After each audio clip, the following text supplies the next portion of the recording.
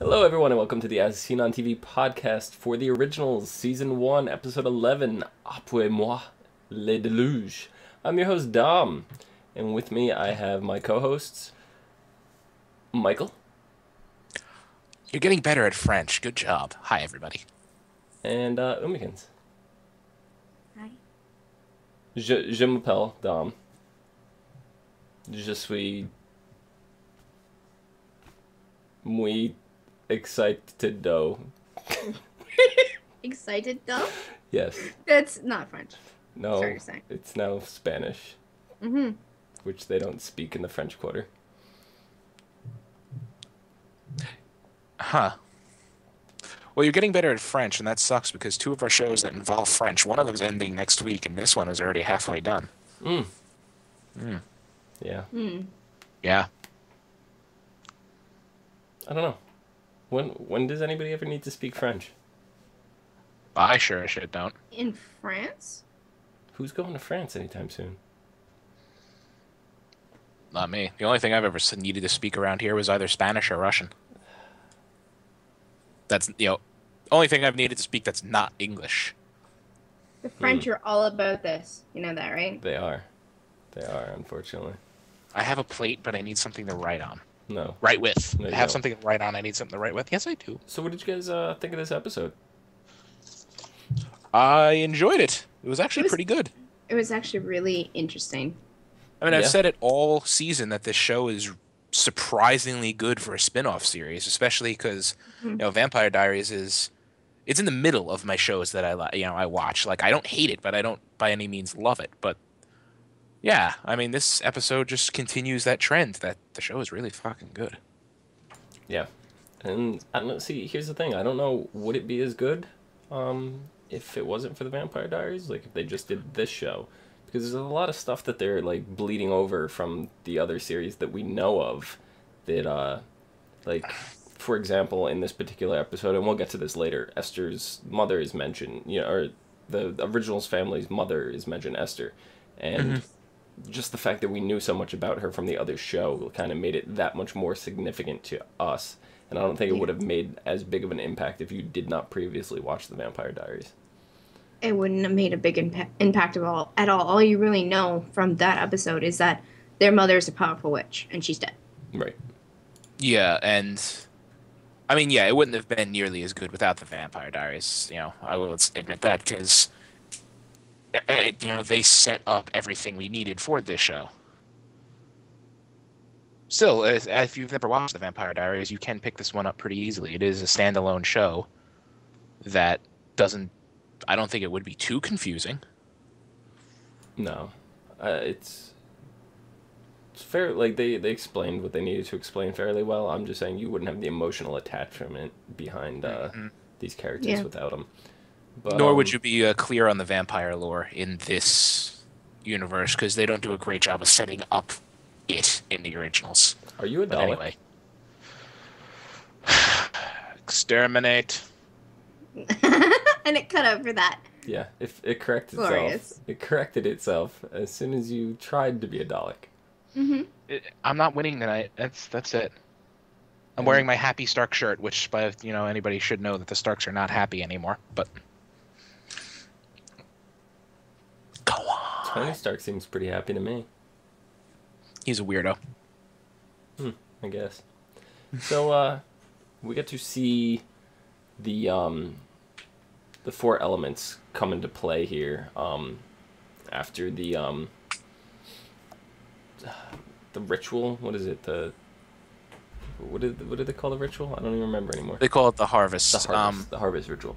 We get to see the four elements come into play, which we were talking about last episode, how this was going to come into play, and we saw them. We saw most of them. We saw it started off with earth. She started coughing up dirt. There was earthquakes. Then it went to wind. It was just high wind. Didn't do much, but whatever. Went to water. It was just kind of raining. I mean, potential to be worse, but they were sedating Davina at the time, so I could understand why maybe it wasn't all at full force. And then we saw a little bit of fire during their reattempt at the harvest ritual. But what did you guys think? Do you think there was potential to be more of it, or do you think they just cut it off too soon? I think they cut it off too soon. When they were building up to this whole big calamity disaster, and it seemed like they got less intense as it went along, in reverse to what they had already said. Like, wind was okay, high winds. Then water, it's pouring rain, but I mean that's not that bad. And then the fire was just like it's a trail of fire following her. It's not even like I was expecting like a full blown, firestorm or like a pyroclasm or something like that. Well, Like volcanic ash, crazy shit raining from the sky. They did mention that the elements per se were connected to Davina's emotions. So yeah, during the water part, she was sedated, and after some talking with Marcel, she realized, she didn't have to freak out anymore. That's probably why that the fire wasn't so crazy chaotic. Yeah, and Rebecca giving her sedatives and stuff like that. So yeah, I don't know. I was hoping for a little more out of it. It was still cool to see. I did not enjoy watching Davina cough up water. That was kind of disturbing, but I would have coughing rather up dirt. I would have rather seen her cough up dirt. Dirt was kind of cool because people don't normally cough up dirt, and at that point, wouldn't you technically be coughing up mud? Because this was dry dirt. That's what made it interesting. She wasn't coughing up mud. She was coughing up dirt. Well, mud is a combination of the elements, earth and water. You would imagine her saliva. No, she doesn't have that much saliva to make it muddy. I guess. But I would have rather seen her cough up fire, to be honest. That would have been amazing. But, yeah. But speaking of Rebecca, she did the sedatives for Davina, but she kind of alluded to Sophie that they could team up in the future. She goes to Sophie and says, look, I'm going to need a witch if I'm going to take over New Orleans. Sophie was like, wait, did I miss something? What do you see coming out of this alliance between the two of them? Trouble. Yeah. I mean... Like Taylor Swift trouble, or...? Taylor Swift is trouble, so I guess that kind of fits. But, I mean, as soon as Klaus gets wind of it, which he will, he's going to end that real quick. How so? He's probably going to put an end to Sophie. He's going to, acquire a dagger maybe, and, put Rebecca in her coffin for a while. Okay, well, we had the harvest ritual. For them to perform the harvest ritual, they needed one to become an elder. So they go and take Celeste's remains. Sophie takes Celeste's remains and tries to harvest them, realizing that the bones are kind of empty. The power is not in them anymore. So they go for another alternative, and that's to harvest Klaus, Elijah, and Rebecca's mother, Esther, who is the most powerful witch in history. So Sophie now has these powers. They are now in Sophie. Yeah. So I don't think it's going to be so easy for Klaus to dispatch Sophie like you think it is. I don't know. I see Sophie as the power is going to be too much for her to handle, and it's going to be overwhelming, so that's going to be her weakness. She's not going to know how to control it properly, and she's going to go insane. Yeah, she was always just, she was just a witch, an ordinary witch, nothing really too special about her, as far as we know, right? So now all of a sudden, guess what? Here's a shit ton of power from some crazy old witch who basically created the vampires. So have fun.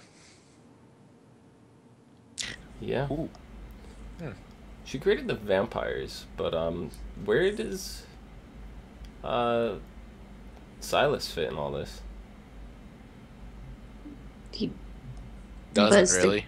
He doesn't. I mean, he was the original immortal. He was right. Just so yeah. Did she have something to do with that? No, she was. How did he become the immortal? That was Ketsia? Ketsuya. Yeah, that was something completely different. That was just like an elixir of immortality, basically. So, Yeah, sort of like the Fountain of Youth thing. I mean, they still have Ketsuya that they could, right? She hasn't been dispatched. Has she been killed? She's on the other side, right?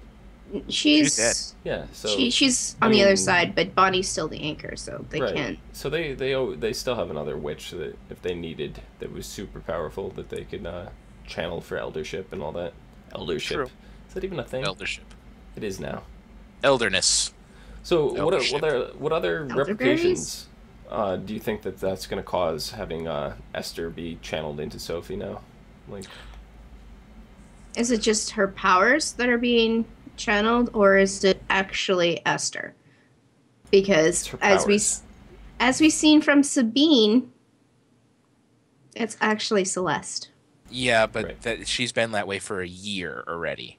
Well, so doesn't that mean happened that a completely different way than we don't know how that happened yet. we don't know how that happened. But if it happened the same way, Right, then, Esther's going to be in Sophie's body. And maybe Sophie having Esther's powers will give her some insight into how to get rid of, the 3 originals that are left. could be. I don't know. Hmm. There's got to be another way to kill them. Oh, there definitely White Oak, is. White Oak Just stakes are all gone. Mhm. So, I don't know. Yep. R.I.P. Cole. R.I.P. Finn. Nobody cared about Finn. Yeah, fuck Finn. He was a dick. R.I.P. Yeah. Cole. Yeah. So, do you guys think this means we're never gonna see Esther again? I doubt it. I don't Like know. her herself, the character. I'm like, I don't know. It can go anywhere. We're not I mean, they're gonna. going- It's not the last time we're gonna hear a mention of her. But, Sure, we'll No. see her in flashbacks, but Yeah. Yeah, maybe. I don't think we're gonna see her physically again in present day. Mhm. I don't. So, after long amounts of dragging it out, they finally convince Davina to go through with the Harvest Ritual. And they're all convinced that she'll come back. Yep. Yeah. Sophie's now an elder. She kills Davina, slits her throat. And the reaping Mm-hmm. does not work. Nope. The girls are just dead. She's like, please? By the end of the ritual, she's just, please? Yeah, Yeah. it's like she says the chant twice, and it's just like, well, maybe if I ask nicely? Like, what the hell is going on now? Right? Was this whole thing a lie? There's got to be some underlying thing that they haven't covered yet. Obviously, I Or think have I don't- they? I don't know. I get a feeling we haven't seen the last of Davina. I don't know about the rest of the girls, but But Yeah, we alright, haven't so seen the rest of before I go into that, how long ago did this ritual start? Like, how long has Marcel had Davina in his power? Right? How long between that and the ritual? Because the other girls that were sacrificed in the ritual, their corpses are all laying there. There's no decomposition to any of them. I had that's said that too yeah, while that's watching it. something. I mean, it's probably a magical, Thingy. prevention Yeah, it's just has to be magical means. It's a And magical thingy. I believe the last time that they tried to do the harvest ritual was during a full moon, and they had to complete it before the next full moon. So how long is that? A month. Yeah. Maybe it was like the harvest moon because it makes sense. So it's once a year, correct? I thought Davina was with Marcel for about what was it, 4 months? 7 months? She was with him for a while. She was with him for a while, enough time that she would actually create a bond with him. Yeah, so if it was 7 months or whatever, that's getting close to the year mark, and then they're kind of like, oh, we thought we had more time, and they're like, no, we have to do it now, so I guess it kind of makes sense. Yeah. But I mean, as I was going to say, I think the reaping would have went off without a hitch. Just would have happened. It would have worked, but whatever the heck Sabine, Celeste, whatever, was doing with, that voodoo doll and the blood and all that crazy stuff she was doing, that had something to do with it, obviously. Well, here's the thing now. So, we see at the end of the episode, and we'll go back to some other stuff that we missed in the middle. But since we're on this topic, we see Celeste resurrecting 3 people now. So it looks like these 3 people were resurrected in place of the girls, right? So, so it looks like the harvest ritual is complete at this point. That's the way it came across to me, anyway. But so the people that were resurrected, the first one was Bastiana. She was the elder we saw in the flashback that set up the harvest ritual in the first place, and she died in the struggle when Marcel came to take Davina away. So she's fairly recent to the whole dying thing. So she's back. The other 2, which we have not seen yet, we have Genevieve, who in the preview she alludes to knowing Klaus and Marcel, which from when they were there the first time. So that places her around 100 years old, because the last time that Klaus was in New Orleans was 100 years ago. So she's about there. And then we have this other guy, Papa Tunde, whatever. And just based on his clothing, his style, he's from the late 1800s, the early 1900s. And in the synopsis, which we'll get to, it says that he is a warlock, which, to my knowledge, is the first warlock in the entire Vampire Diaries universe that we will meet. No. Not the first warlock, because in the Vampire Diaries there were those warlocks that were working for. They were witches. They were not witches warlocks. Witches are warlocks. Not necessarily. They were specifically male witches. I know for a fact. And to quote, because I remember this episode quite well for some reason, to quote, "So wait, you're a witch?" He goes, "We prefer the term warlock." There you go. Yeah, I don't know. He says it directly, and then some. I mean, it's explained that male witches are called warlocks in this, universe. In most universes, that's how it goes. Mm-hmm. Right. But no, warlocks are just man for some reason in this. Nope, they're just man witches. Man witch. I want a sloppy Joe right now. Regardless, it's the first warlock that we've come in contact with in the originals universe. In the originals, yeah. So, I think that's interesting. So, he, just by the previews, he looks to be pretty badass, but we'll get to that in a little bit.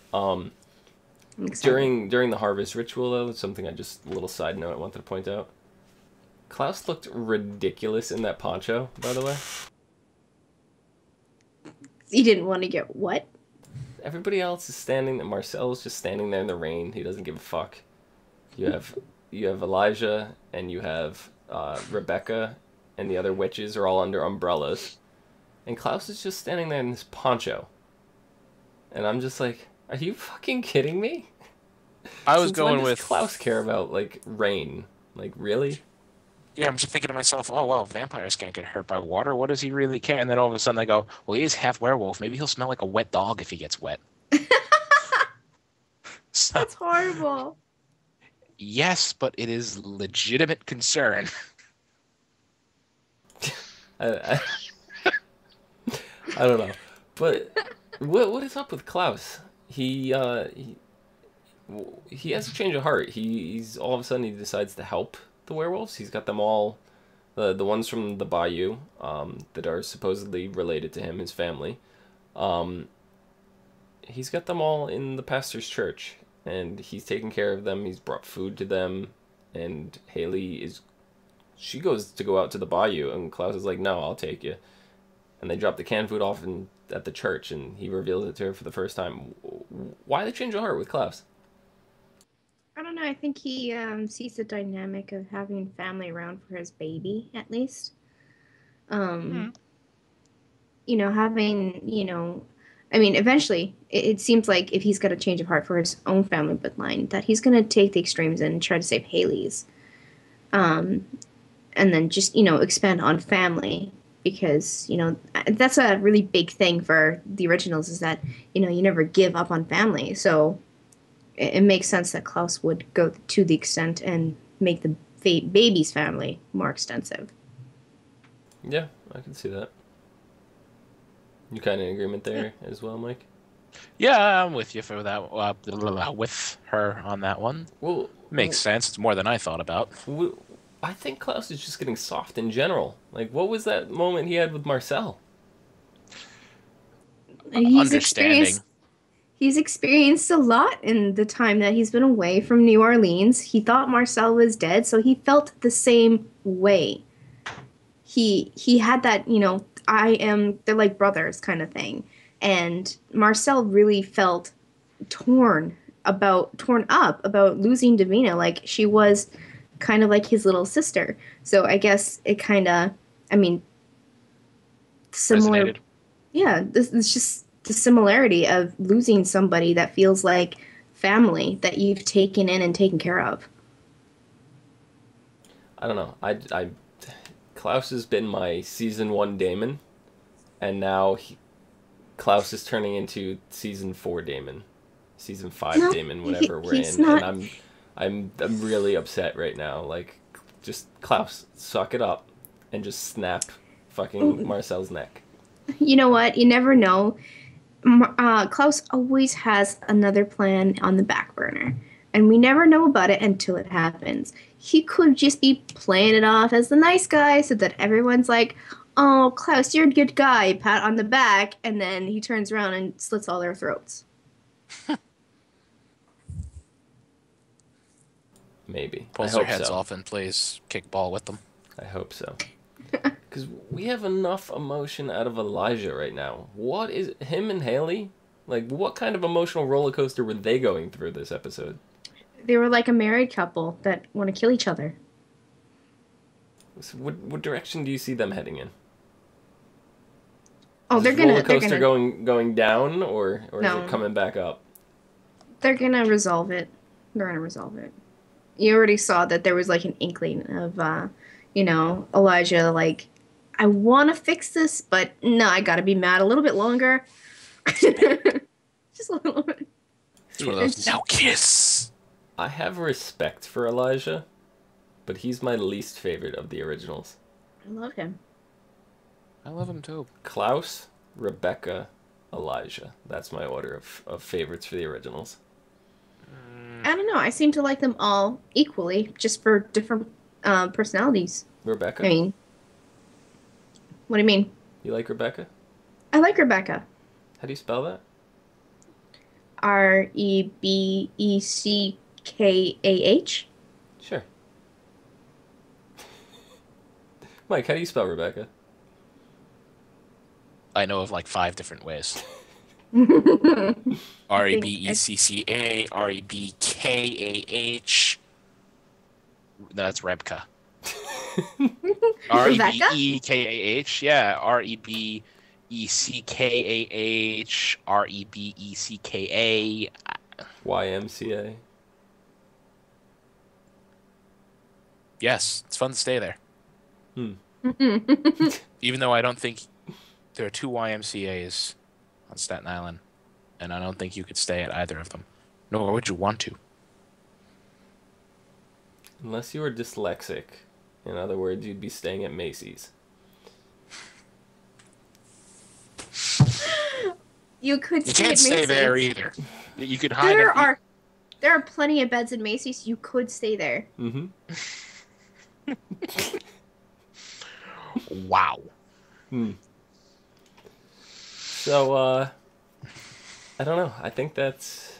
well, I guess let's talk about Sabine being Celeste real quick. I know we touched on it already, but it said she'd been Celeste for over a year now. Did you see that coming at all? Like, we kind of dismissed Celeste immediately, and then they were kind of hinting at it through the episode. Like, if you went back and watched it after you knew, because I skimmed it a second time a little bit, and there's a conversation that Elijah and Sabine are having in the graveyard right around the time that he drags Sophie away when she discovers the bones, and they're having this conversation, and Elijah's having this conversation about true love to Sabine, and you see the way Sabine is like looking at him, and like their conversation. Not something you picked up in the first viewing, but after you realize who it That's is something. and where the conversation is. It was very obvious. That's something you picked up the first viewing. Yes, it is actually, but I didn't think it was Celeste. I knew something was up, and I kind of like. I hate to be like The I told you so person. No. I see Sabine as being really similar as far as looks go to Celeste, and I don't want to go down that road. I'll go down that road. You called it 15 minutes before they revealed it. Well, that I called the actual thing happening, but I mean, I didn't voice it when I was watching it because I was like, I didn't know for sure, but I did have that feeling. But I did make the connection that they're kind of the same skin, and that's why I don't want to go down that road, but I just kind of like made that connection because I was like, it would make sense for Sabine to be Celeste at that point, because, you know, why would Celeste want to be, you know, white girl? Yeah. I mean, I don't know. I mean, it's weird because in the Vampire Diaries, there were no white witches. no. I still don't think we've seen one. Could be wrong, but I don't think we've seen one in Vampire Diaries. In the originals, we have like Sophie, Sophie's sister. There's definitely been some white witches. You know, Esther Davina was Caucasian. Was she? Yeah, I guess she was. So Esther was the first one. But I do have right here on my cell phone text message from Umi that says, have you watched the originals yet? I'm just going to say, around halfway through the show, I called it. Was that in reference to Esther? Yes. No. Or not Esther, I mean... To Celeste and Celeste, Sabine, yes. Yeah, that's what I assumed. So... okay, so anything else for this episode before I get into a synopsis for next week? Negatory. No. No. Okay. I just want to see... I want to see Papa Tunde, and I want to see him in action. I'm really excited for that. Yeah, he looks badass. So next week is the episode is called Dance Back from the Grave, which is definite reference to the 3 that were just resurrected. It's a flashback episode. I don't know if we're going to see any present day, but it's a flashback to 1919. And it says, Marcel's still angered by recent events. So I guess this... Okay, so I'm reading the first sentence here, and apparently there's going to be still some stuff from present day. But Marcel, thank you, still angered by recent events, refuses to help Klaus when a gruesome discovery is made in the cauldron. So the cauldron is what? Is Sophie's shop. Okay. Isn't it? I don't know. I Yes, thought it's the witch place, the witch shop. The witch shop. Yeah. Okay. Rebecca's There's on alert when she uncovers the remnants of a sacrifice down by the docks and immediately realizes that it's the work of a dangerous warlock from their past. Dun, dun, dun. Meanwhile, when Elijah gets some information that Rebecca, Rebekah, may be in trouble, he and Haley set off to find her. At Rousseau's, Camille confronts Marcel, who opens up and shares some details of his past with her. But things quickly spiral out of control when an unexpected visitor shows up. Who's that unexpected visitor? Her werewolf buddy from her clan, or no, her wolf pack. I think it's Papa Tunde. I think it's going to be Genevieve, because he's talking to Camille, who's kind of like a love interest for him. And it's probably going to be, Genevieve might have been an ancient love interest of Marcel's. Okay, I'll take you that. I'll accept both of you. It's one of those. It's not going to be Papa Tunde. Just because I read the last sentence here. And it says, finally, a violent confrontation ensues when Klaus faces off against a powerful force with an unmatched advantage over him. That's Papa Tunde. So Either that or it's Celeste. Celeste. No, it's Papa Tunde. Eh. If you watch the video, Papa Tunde had Klaus by the throat at one point in the preview for next episode. So I didn't see it. It's going to be super interesting. Exciting. Yes. So Yeah, I guess that answers why Sabine resurrected those 3. And if we're under the correct assumption, we know that Bastiana is an elder. I'm going to assume the other 2 are elders as well. Well, I'm sure Bastiana does not like Marcel at all. Right. Mm-hmm. So that's 3 elders there.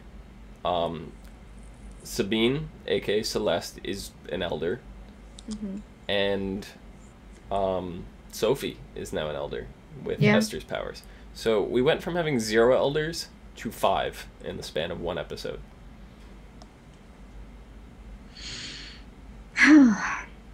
Them originals are in trouble. Yes. Mm-hmm. Yep. I was trying to think of something clever, but it would have failed miserably. The shit is going to hit the fan. It really is. So, Mike, where can the people find you ducking for cover? What am I ducking from? She's not even in this room. The shit on the fan, coming off the fan at your head. That's what you're ducking for cover. There is no fan in here. Where's the poop? Anyway, they can find me on... It's a literary fan of shit. So a metaphor. Okay. They can find me on Twitter at Thilladren, THILLADREN. And Umi, where can the people metaphorically find you?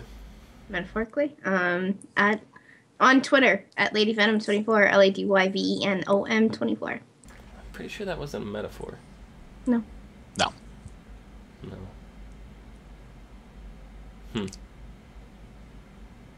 Well, if you look up the song Lady Venom by, I don't know, it's called Lady Venom. I can't even remember it's an old song from like 1994? No. It's old. Wow. And it has to do with blood and witchery and all that kind of stuff, so it kind of fits. Excellent. You can find me on Twitter at Phenomedom, PHENOMEDOM, and you can find us all on Facebook, YouTube, Google+, Gmail, Twitter. I think I said that already. I don't even know. At /ASOTV podcast for some more podcasts for some of your favorite TV shows. Until next week, see you guys later. Later. Farewell. I'm waving with a hand that's off the screen. Is that because it's trying to cover the metaphorical fan? No, there is no metaphorical fan. There is no literal fan. There is no fan. Well, when you smell like shit, I don't want to know about it. I don't even want to be around. See? It just hit him.